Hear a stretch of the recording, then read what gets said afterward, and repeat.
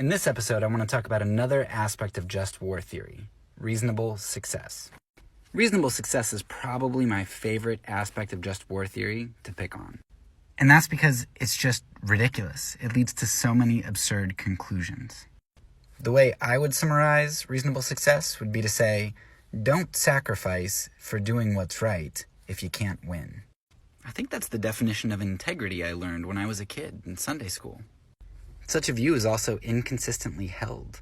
We would say, well, one country shouldn't go to war with another if they don't have a reasonable chance of winning.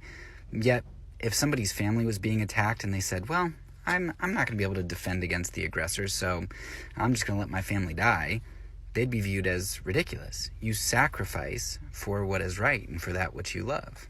But what about at the group level, the small group level? What about a battalion or a company or a squad who is sent on a suicide mission? That they don't have a reasonable chance of success, but they perform the action because they think that it's going to be better for the larger picture, for the ultimate battle, for their army, for their country.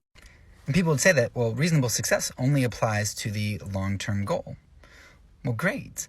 But if that's the case, then why can't nonviolent action be more reasonable if one says, hey, look, I am going to accept defeat now because I know that it's better for the long-term picture of the kingdom and Christ to be able to redeem his kingdom in the end. I know that he's going to bring victory out of it.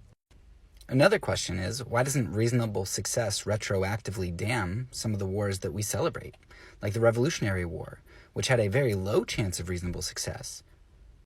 Regardless of the fact that they won, they didn't have a good chance of winning and therefore were immoral in pursuing that war, according to just war theory.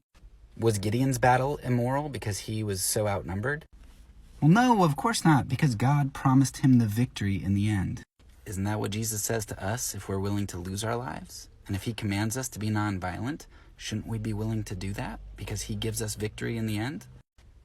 Another question, if reasonable success is a determining factor of what is moral, and we know that empirically nonviolent action is twice as likely to lead to reasonable success, why don't we try nonviolent action since it is the most reasonable thing to succeed?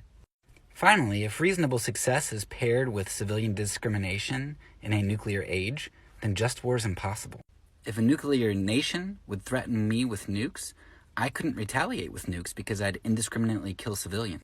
But if I was unwilling to use nukes, then I'd have no reasonable chance of success because they'd be able to nuke while I wouldn't. To hear more about the consequentialism of reasonable success, check out the full episode.